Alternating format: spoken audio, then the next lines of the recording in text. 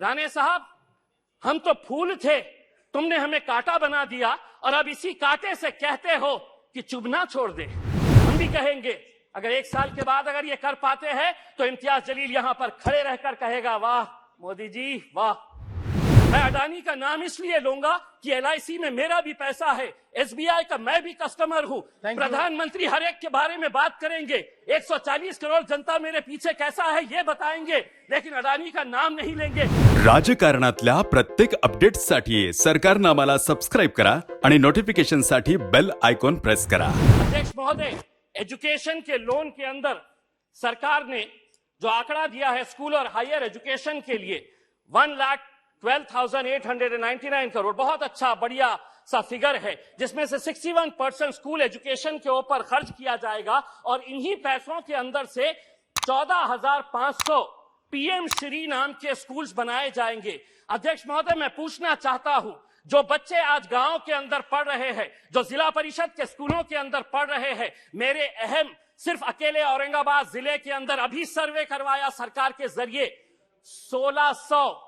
राणे साहब, आप महाराष्ट्र से आते हैं, अकेले औरंगाबाद जिले के अंदर 1600 ऐसे स्कूल्स हैं जिनके सर के ऊपर बच्चों के क्लासरूम्स के अंदर पक्की छत नहीं है, टीन के शेड के नीचे ये 1600 बच्चे तालीम हासिल कर रहे हैं। उनका कसूर सिर्फ इतना है कि वो किसानों के बच्चे हैं, वो गरीबों के बच्चे हैं, वो मजदूरों के बच्चे हैं।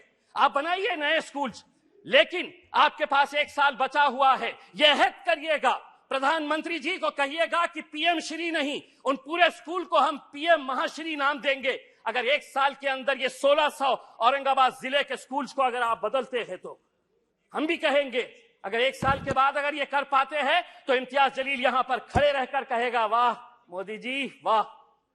दूसरी ये बात है अध्यक्ष महोदय, माइनॉरिटीज के बारे में मैं ये बताना चाहता हूं, राणे साहब, हम तो फूल थे, तुमने हमें कांटा बना दिया और अब इसी कांटे से कहते हो कि चुभना छोड़ दे।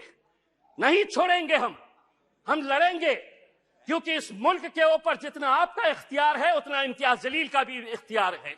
अगर आप हमारे साथ नाइंसाफी करेंगे तो हम खामोश नहीं बैठेंगे, हम लड़ेंगे। क्या वजह है कि आज फाइनेंस मिनिस्टर हमको इस बात का जवाब दे कि कैसा 38%, कौन सी ऐसी मिनिस्ट्री है जिसके अंदर 38% का बजट कम कर दिया गया है।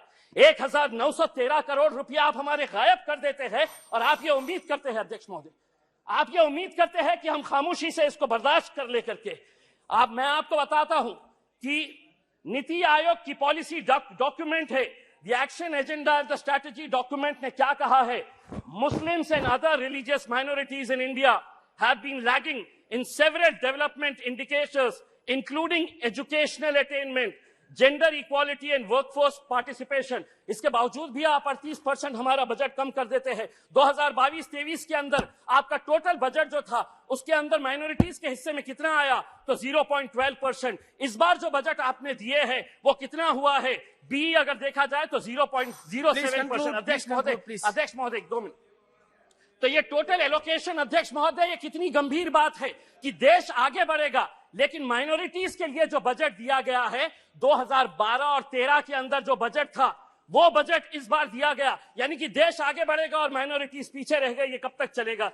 मेरी दूसरी बात यह है अध्यक्ष महोदय, आम आदमी को प्लीज फाइंड अप नाउ, अध्यक्ष महोदय एक मिनट, GDP, fiscal deficit, monetisation, RE, BE, इससे कोई लेना देना नहीं है। इस देश के अंदर वो सम्मान के साथ कैसा जी सकता है उसकी फिक्र बस उसे यही रहती है। हम वित्त मंत्री से इस बजट के अंदर ये उम्मीद कर रहे थे कि वो EPS 95 के बुजुर्ग पेंशनर्स के बारे में बोलेंगे, वो किसानों की आय कैसी बढ़ाई जाएगी इसके बारे में जिक्र करेंगे। पूरे देश के अंदर कॉन्ट्रैक्ट, अध्यक्ष महोदय एक सेकंड, अध्यक्ष महोदय, पूरे देश के अंदर कॉन्ट्रैक्ट वर्कर्स जो है उनके साथ कैसी नाइंसाफी हो रही। पार्लियामेंट के अंदर भी कॉन्ट्रैक्ट वर्कर्स लगाए जा रहे हैं, उनका PF नहीं भरा जाता, उनका EPF नहीं भरा जाता, ESIC का पैसा नहीं भरा जाता है।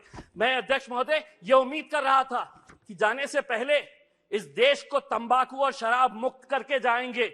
हम सराय होते आपको इसी बात के लिए अध्यक्ष महोदय। और हाँ, मैं जाते जाते सिर्फ इतना कहना चाहूंगा, मैं नाम लूंगा, मैं अडानी का नाम इसलिए लूंगा कि LIC में मेरा भी पैसा है, SBI का मैं भी कस्टमर हूं। प्रधानमंत्री हर एक के बारे में बात करेंगे, 140 करोड़ जनता मेरे पीछे कैसा है ये बताएंगे, लेकिन अडानी का नाम नहीं लेंगे। कहीं ऐसा ना हो जाए कि उस एक शख्स के चक्कर में 140 करोड़ जनता तुम्हारी हाथ से निकल जाए और आप लोग बस सड़क के ऊपर तालियां राजकारणातील प्रत्येक अचूक बातमीचे सर्वात आधी अपडेट्स मिळवण्यासाठी सरकारनामाच्या सर्व सोशल मीडिया प्लॅटफॉर्मला लाईक, फॉलो आणि सबस्क्राईब करा। तसंच सर्व नोटिफिकेशनसाठी बेल आयकॉन प्रेस करायला विसरू नका।